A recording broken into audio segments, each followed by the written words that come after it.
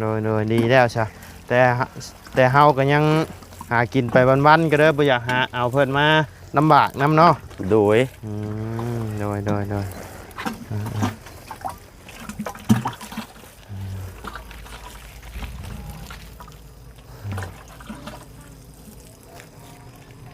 ใกล้แล้ว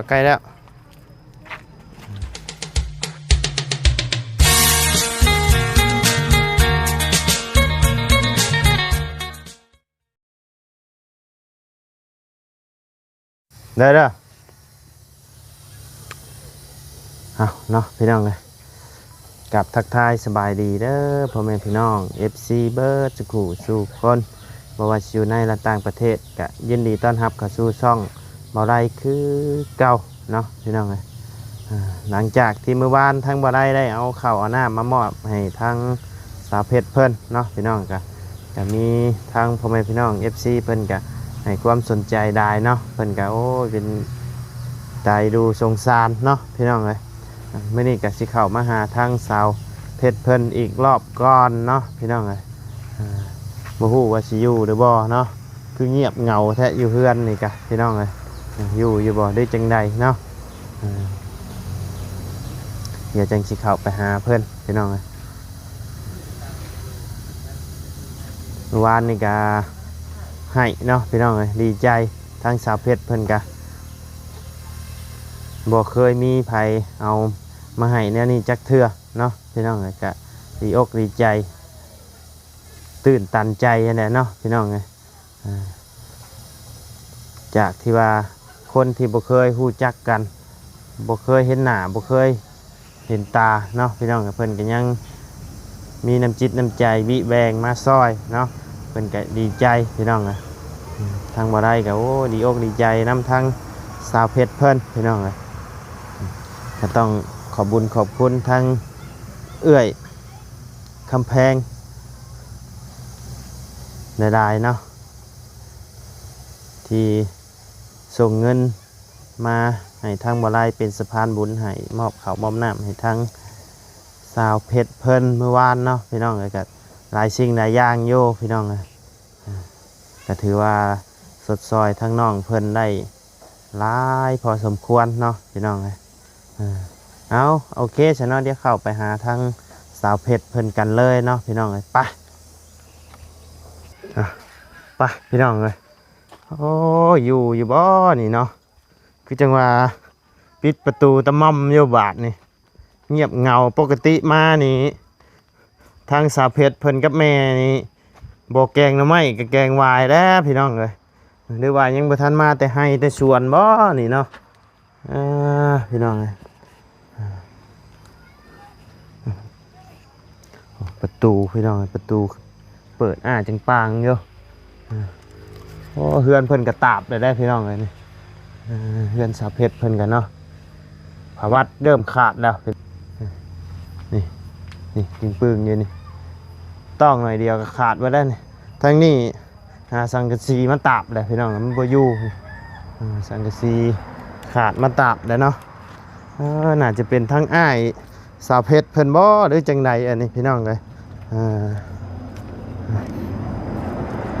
เอาสบายดีเด้อสบายดี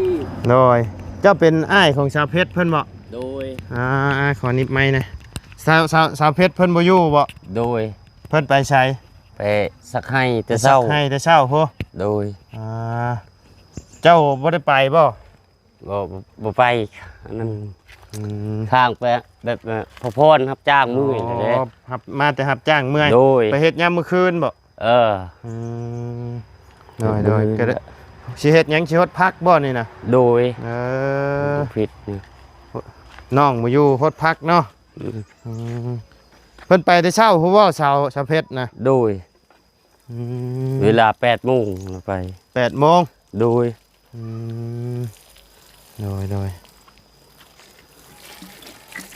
เจ้าเฮ็ดเวียกหยังเจ้าน่ะ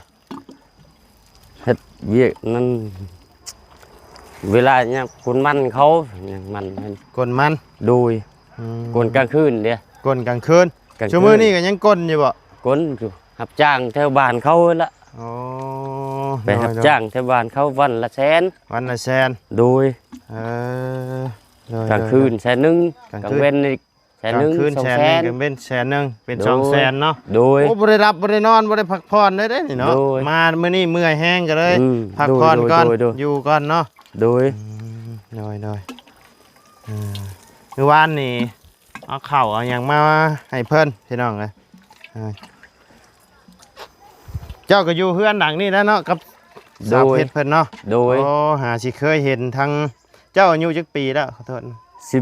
19 ปี 19 โดย19 ปี เอ้าทั้งสาวเพชรเพิ่นนี่ได้ใช่ น้องคนนี้17 ปี สาวเพชรนี่นะ โดย โอ้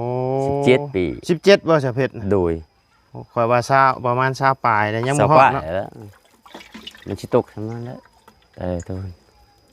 เจ้า19เจ้า 19 ปี 29หรือ19 โอ้29 29เนาะอ๋อ ลงว้าว เนาะ ลงหลาย ว่าอยู่ โทษเด้อ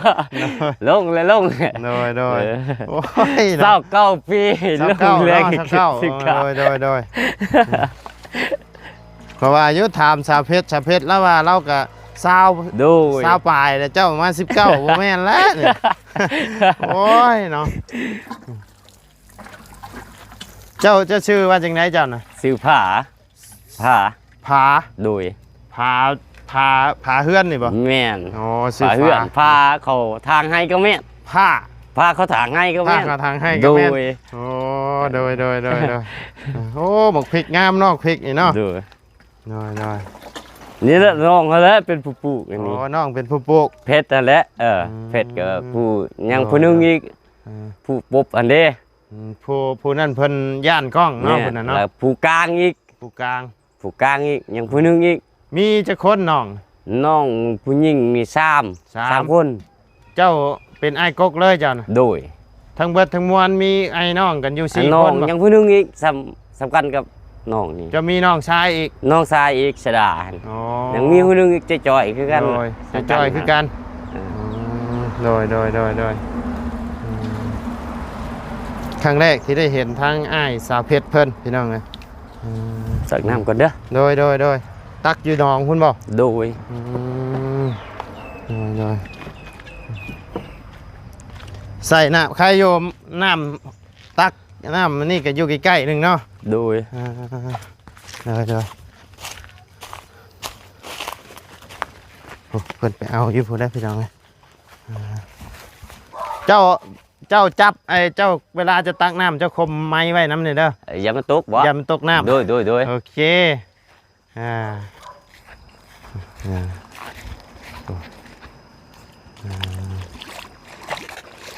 น้องบูยูและไอ้ายเฮ็ดทะพี่น้อง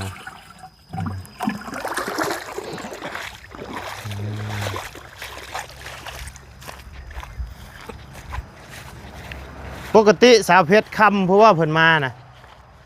ฮะ จักม่วงเพิ่นมานี่ 4-5 โมงแหละนั่นแหละ สี่ห้าโมง เอาแห้งกัน โอ้ เอาแห้งกัน แบบว่าเพิ่นหาเหือหาแห้งไปช่วยกัน โดย อ๋อ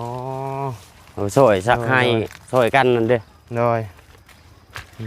ม ชวนน้องนี่ไปรับจ้างกดมัน โดย คือเนี่ยอันนั้น โด คือย ให้ คือให้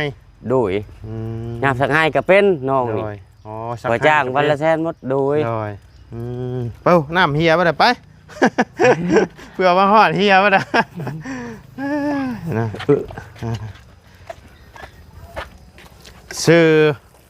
ซื้อผ้าเนาะ ซื้อผ้าแม่โดย ซื้อผ้า ผ้า ข่อย ผ้า ข่อยซื้อบ่าวไล่เด้อข่อยเด้อ โดย เคยได้เคยเห็นอยู่บ่ โดยเคยอยู่ เคยอยู่เนาะ อ่า เจ้าก็เล่นโทรศัพท์อีหยังอยู่บ่ บุเป็น บ่เล่นบ่เป็น วิทย์นะ เคย บุมีใช่ไหม บ่มีซ้ำ โดย น้อย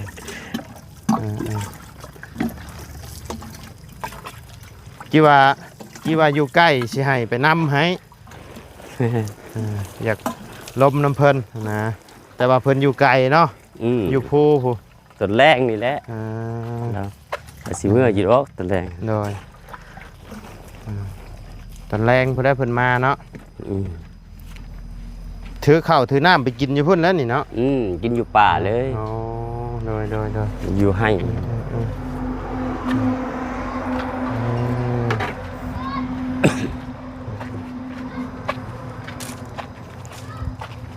เป็นกระดุมันนะพี่น้องนะอยู่มื้อนี้อยู่พักผ่อนก็เลยบ่ได้ไปทั้งใดน่าจะไปช่วงแรงๆพุ่นแหละตามเบิ่งนี่เพราะว่าเฮ็ดยำมื้อแรงนำเนาะพี่น้องเอ้ยรอทางเพิ่นมาแต่ตักน้ำแป๊บหนึงพี่น้องเอ้ยโอ้มาเลยเนาะหาบใช้ทางสิบ่ง่ายกว่าบ่มันจังได้ได้อย่าละหิวเอาเทื่อละหน่อยเนาะใกล้สิได้แล้วล่ะ โดยแกเสียแล้ว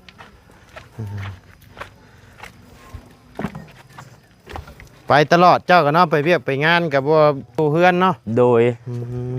เพราะว่ามาแต่ละเทื่อกับบ่ค่อยพ่อเพิ่นพี่น้องเจ้าก็เคยมีเมียมีครอบมีครัวอยู่บ่ยังบ่เคยมีเป็นโสด โดย ผู้ชายผู้สาวกับบ่มีบ่ บัว บ่มีบ่มักหรือว่าแนวไหนฮะ ฮะ มักอยู่บ่ผู้สาว มักอยู่แต่ว่ามีเงิน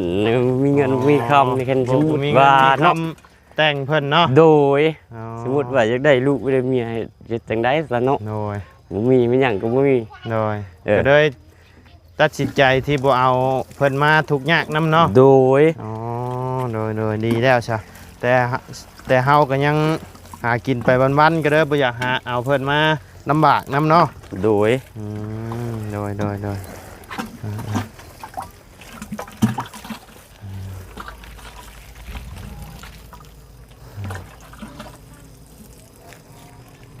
ใกล้แล้วงามเลยต้นหมูพริกนี่เนาะ เท่าพี่น้องใกล้สิได้แล้วล่ะ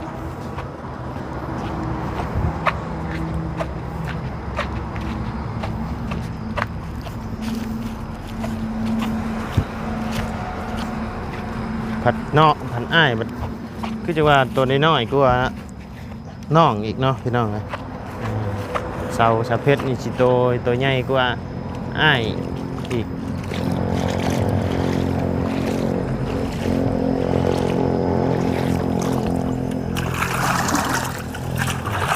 เพิ่นคมไม้ไว้เพิ่นก็คมแล้วพี่น้อง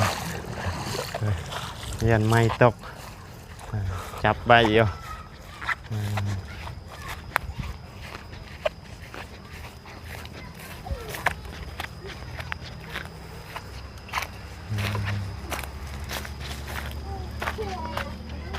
บ่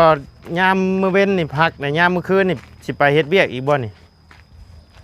หรือว่าบ่ได้ไปบ่ตอนแดงนี่ ต้นแรงนี่บ่ไปพักก่อน พักก่อน โดย อ๋อ ยังก็ตัดอันนั้นงามันดิ โดย กกมันน่ะ อ๋อ แล้วเขาตัดบ่ชวนน่ะ โดย เขาบ่บอกเนาะ อ๋อ เขามาเอา คือมื้อนี้ที่บ่ได้ไปคือบ่มีงาน โดย อ๋อ ครับ โดย ทุกคน อ๋อก็ได้พักผ่อนก่อนเนาะ โดย พอได้เงินได้คำมาซื้อข้าวช่วยน้องอย่างนี้เนาะ โดย โดย เพื่อสิเลาะอันนั้นและเลี้ยงลูกน้องนุ่งนี่แหละ ช่วย โดย ช่วยกันเนาะ ซอยกัน โดย น้องนุ่งก็หาเงินก็ซอยกันอยู่นั่นแหละ โดย ผมก็หากินเดี๋ยวนี้แหละ ผู้ละ50เนาะ โดย โฮมกันไปซื้อ โฮม ข้าว กันเงิน โดย ได้เงินแล้วมีน้ำเงินน้องนั่นแหละ อ๋อได้เงินมาก็เอาให้น้อง ให้น้องก็มีเงิน เอาให้น้อง ชาวเพชร นี่ย โดย ไปซื้อข้าวเนาะ โดย โดยดีแล้ว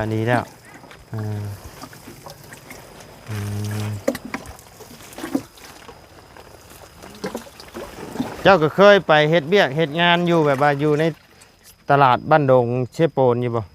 บ่เคยมีแต่ไปไอเฮ็ดตามสวนตามอย่างนั้นนี่ โดย โดย สักให้บ่เชียร์หญ้าให้บ่ อ๋อโดย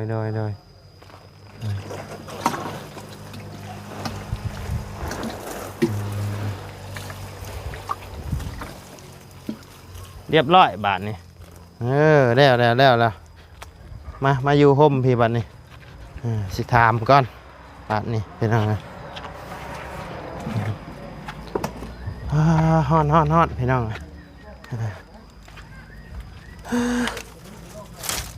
กินข้าวเที่ยงแล้วบ่มื้อนี้ โดย กินข้าวกันยัง กินข้าวก็ว่าไข่ไอให้นั่นแหละ อ๋อไข่ที่ว่า โดย ทั้งข่อยชื่อว่ามื้อวานนี่บ่ โดย อ๋อโดยนั่งก่อนซะเมื่อยก่อนซะเมื่อยก่อนชื่อฟ้าเนาะ โดย ชื่อบ่าวฟ้าอ้ายของสาวเพชรเพิ่นพี่น้องเอ้ยอันนี้บ่น้องยันนะ บ่แม่นอันนี้ บ่แม่น ลูกลุง ลูกลุง ตัวนี้แหละ อ๋อเฮือนน้องของน้องน้ำนี่ โด บ่ ย อ๋อคือเฮือนสาวน้ำเฮือนเจ้ากับเพื่อนสาวน้ำนี่ โดย เป็นเอ้ยน้องกัน เอ้ย บ่ น้องกับพ่อสาวน้ำนี่ อ๋อ แม่เฮาเป็นน้องพ่อสาวน้ำนี่ อ๋อแม่ น้องสาวลาว แม่ของเจ้านะ โดย เป็นน้องของพ่อของสาวน้ำ โดย อ๋อโดยเป็นไอ้น้องกันเนาะ โดย อืมโดยคิดว่าแบบว่าเป็นว่าแบบว่าคนรู้จักกันบ้านใกล้เฮือนเคียงเป็นเอ้ยน้องกันแท้ๆเลยเนาะ น้องแท้ๆแหละ อืม ดินนี่แหละดินปูเฮาให้แหละ อืม แล้วลุงนี่แหละให้ อืม ปูตัวนี่ตายนี่เด้ ดินปูผู้ตายแล้ว ลาวก็บ่มีคือกันลาวแต่ เรา ว่า กับบ่มีคือกัน ลาวก็บ่มีคือกันดินตัวนี้แหละ อ๋อ ปูตายนี่ แบ่งกันคือดินเจ้านี่ฮอดได้ฮอดใช้นี่เฉพาะแต่นี่ชื่อบ่เฉพาะแต่ในเดินในนี่ชื่อบ่อ ทานี้แหละ หน่อยเอ้า มาแล้วบ่โอ้สบายดีอืมมาแต่ให้บ่เป็นอ้ายของสาวเพชรเพิ่นแท้ๆเลยพี่น้องเอ้ย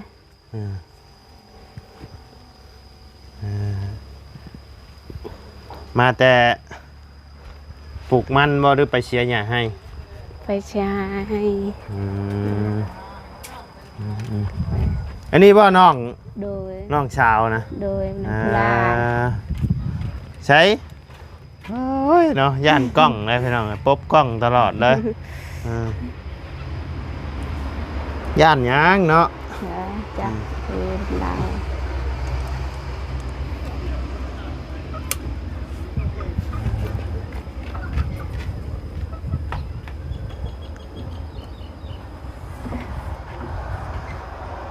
ยานตลอดเราบัดละเพิ่นให้มีให้ย่างก็โอ้ยกิน คอยเอามาเพิ่นเลยเพิ่นก็กินอยู่บ่ โอ้ยยับเรากิน อย่ามาย่านแบบว่า บ่อะไร ใช้ยาเบื่อยาหยัง บ่ เพิ่นบ่ย่านบ่ตัวนี้ บ่เรา บ่ย้านเนาะ โดย อ่าคิดว่าย่าน บ่เราบ่ย่าน แต่ว่าเพิ่นบ่กล้าซื่อๆเนาะ โดย อืมโดยแบบบกล้าซื่อๆ กินทุกมื้อเลย อืม ทั้งไข่และทั้งโดย มีกินตลอด โดย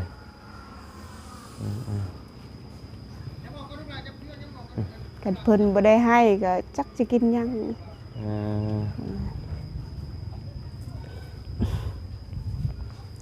ให้แม่เนี่ยแปลงให้แม่นะ แบ่งให้แม่น้ โดยแม่ก็ ำไข่หันบ่ โดย อ่า แบ่งให้ มาม่าน้ มานํ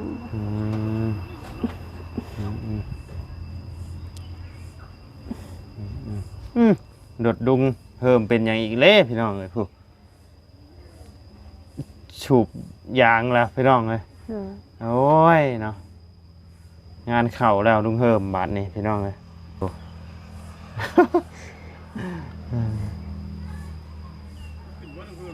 หน้าจนแดงเนาะ โดย แข้งแดด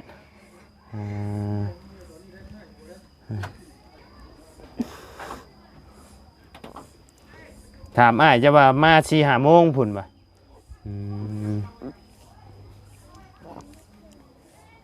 แต่เก่ามาพ่อช่วงเที่ยงๆเนาะ โดย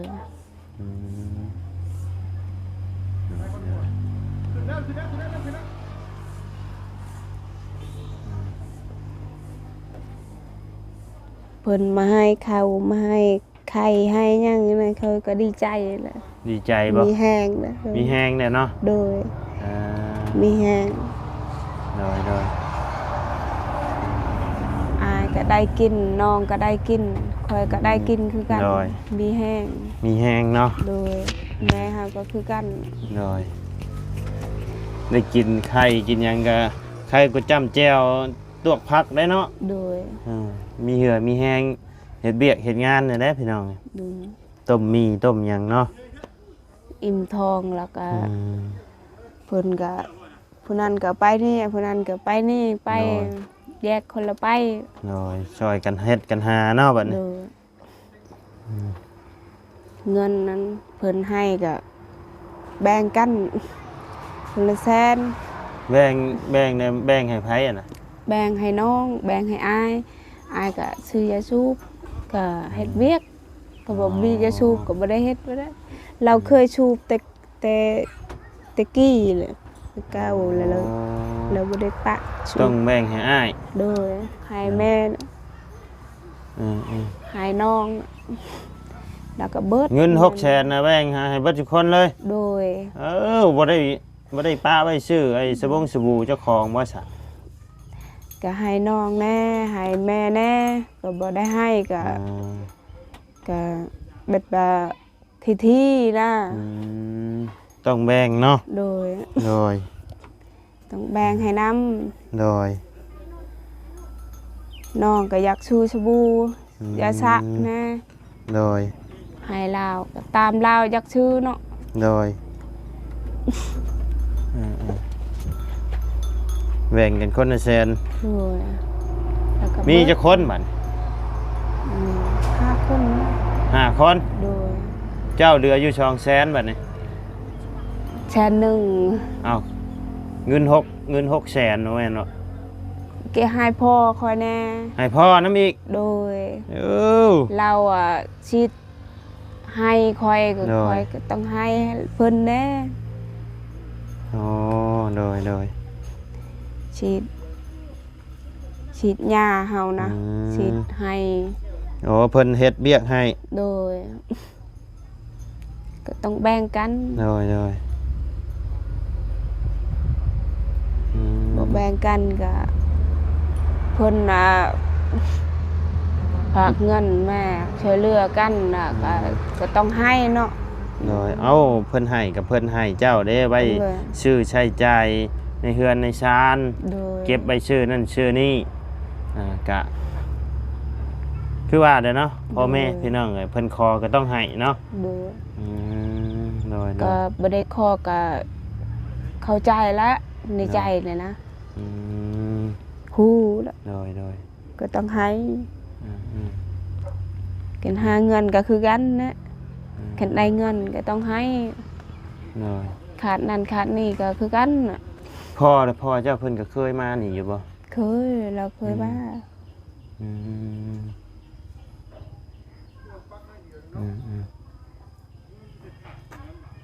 เพิ่นเฒ่าแล้วบ่หรือว่ายังหนุ่มอยู่ ยังหนม ช้ำกันบ่กับแม่จ้ะนี่ บ่ได้ช้ำกันดอกแม่เฮาก็ แม่ระหว่างแม่เจ้ากับพ่อเจ้าไผเฒ่ากว่ากัน แม่หาเฒ่า แม่จะเฒ่ากว่า โดย อ๋อแสดงว่าแม่เจ้านี่ได้ผัวหนม โดย อ๋อโดย แบบว่าแม่เฮาก็ทั้งเฒ่าล่ะทั้งหากินแน่ โดย ไปตลอดเราก็มีแต่กระดูก โดย จอยบ่ได้อยู่เฮือน อืมโดย เฮ็ดกินตลอดเรา เฮ็ดกิน ไป ตลอด โดยไปหาเงินแน่ไปรับจ้างแน่ไปช้อนปลาแน่ อืม ไปหาละไม้ขายแน่ โดย โอ้เราบ่ได้อยู่เฮือนนะมีแต่พ่ ไป อ ตลอดหาเงินตลอด โดยมีแต่พ่อเราเนี่ยอยู่เฮือน พ่อเพิ่นบ่ได้เฮ็ดเวียกเฮ็ดงานหยังบ่ซะพ่อนะ ก็เฮ็ดคือเขาว่านั่นแหละคือมันเฮ็ดนั่นแหละจะ เฮ็ด จะว่าอะไร เฮ็ดสวนมันสวนหยังเฮ็ดติ โดย โดยจังใดก็มีแต่สู้ๆเด้อ โดย เป็นกำลังใจให้น้อง กันได้เงินคอยก็จะคิดละให้แม่อยู่เฮือนกันได้เงินหลายนะให้แม่พักผ่อนแต่เงินก็บ่มี จะว่าในใด อืมแต่ ห้า จ ม ริง แม่ก็ห้ามบ่ได้ดอกเงินบ่มีนะ แม่นห้ามเจ้าก็บ่มีเงินให้เพิ่น โดย ก็คือเก่า โดย เพิ่นก็ต้องไปเนาะ โดย ดิ้นรนหาพี่น้องอืม ยังก็โตคอยก็ยังไปเห็นกระเต็กกับแม่ หน่อย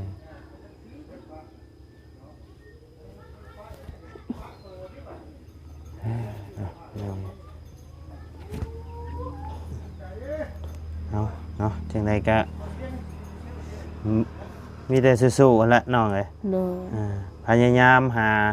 เบียกงานเฮ็ดนำหั่นแหละ โดย สิได้ โอ้ยเฮาก็พยายามตลอดไปอะเลาะไปเลาะมานะนี่ถามหมู่ว่าได้บ่งานบ่ได้บ่ อืม ได้บ่คนรับจ้างบ่แนั่นนี่คอยก็เลาะไปเลาะมานะนี่นะ ตลาดบ้านดงนี่ก็บ่มีผู้รับบ่ บ่มี บ่ได้ถามบ่สาวเฮงที่ว่าขายดินให้อันสาวน้ำเพิ่นน่ะ เช้า คือ เห็ เห็ น น ก็ คือเห็นเราเฮ็ดเบียกอยู่ในนี่อยู่ เราออกแล้ว แล้วเอาไม้แล้วเฮ็ดหม่องไม้ได้ จักละเดี๋ยวนี้เราบ่ได้เฮ็ดแล้วแล้วออกแล้ว ตะกี้เราอยู่ห้านขายกับข้าวหั่นแต่ว่า ออกหมด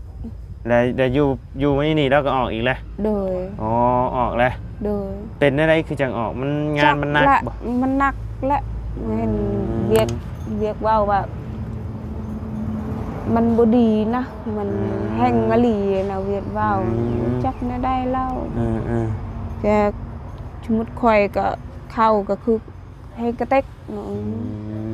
ในนั้นน่ะ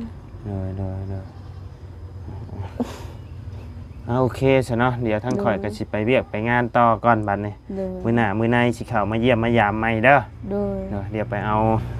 ขนมกับนมมาให้ก่อนแป๊บหนึง โดย เป็นได้ลุงคือจังหวะอันเห็นฉุบไหวง่อยอยู่กินนี่ ไปเบิ่งเองเนาะโดย สบายดีเด้อไปเบิ่งเอง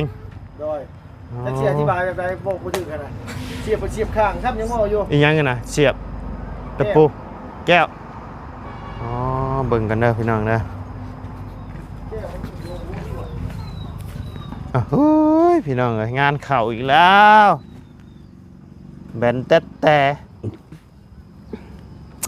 หัวเลย จำกงมับ เสียงบอกเขาเลยนะบอกให้เขามาพี่เด้อน้ำส้มไปที่กัน โทรบอกไผน่ะ โอ้โหเสียงเลย โทรบอกว่าเสียง อ๋อ ยืนยันแล้วตัวเสียงใส่เลย โดยมีกระจงกระแจอยู่บ่ล่ะ เอากุญแจของโมเสียงกันแล้ว อ๋อโอเคจ้ะ แต่ทางข่อยมียังมีแต่ เนอะ รถซื้อแล้วร มี ถ มีแต่รถเชื่อ ความจะอยู่จัก โดยโอเคจ้ะเดี๋ยวจะค่อยว่ากันพี่น้องโอ้ยเนาะช่วยซ้ำช่วยซอดอ่า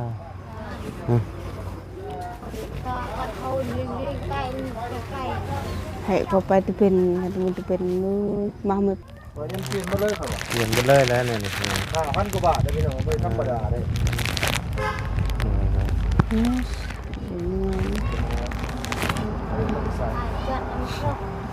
ยางหาที่ซื้อใหม่ๆนี่ เหยียบมงไหนได้เนาะ บ่มันเต็กอยู่นี่เลยเต็กอยู่หั่น อ๋อเต็กอยู่นี่เลย แม่น อ๋อแสดงว่าอยู่ในนี้เนาะ แม่น cho nhà này vô chơi clau อยู่ข้างในพี่บอก แม่น เออ ให้ผมฟังเลย thì nó đăng này ô ถ้า thì จะเดียว đăng cặp เข้าไปหา này ทั้ง hay สับเพชรทั้งกันเด้อ dạ hồi đạc สิแต่งโตวไปใช้นี่ này lên đấy แต่งตัวเชื่อ này dạ อ่า này โอเคแม่นถูกต้อง cốc cái mò này đăng có cái ấy cha này xong cái cốc cốc Vâng.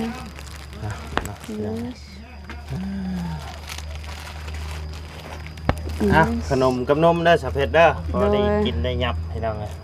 ขอบใจเด้อ โอเคสามีแต่ว่าคอยสิไปเวียกไปงานต่อกันเด้อ โดยสบายดีเด้อ โดยมื้อหน้ามื้อในสิเข้ามาเยี่ยมมายามใหม่ โดย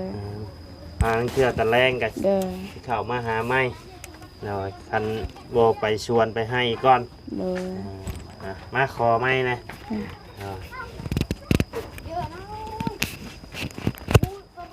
ได้บ่ ได้ โอ้เล็กน้อยหลายเนาะมื้อนี้เนาะงานเข้ารถลุงเฮิมอีกแล้วพี่น้องเอ้ยเอามีแต่ว่าทางบ่ไรก็สิได้ขอจบคลิปลงไว้เพียงสำนี้ก่อนเด้อพี่น้องเด้อหมุนตีนรถช่วยลุงเฮิมก่อนพี่น้องเอ้ยขอบคุญขอบคุณพ่อแม่พี่น้องและ FC เบิร์ดสู่คนเนาะที่เข้ามาติดตามนะครับชมทั้งซ่องบ่ไรเนาะสำหรับคลิปนี้ก็ล่ำลาเลยเด้อพี่น้องเด้อสำบายดี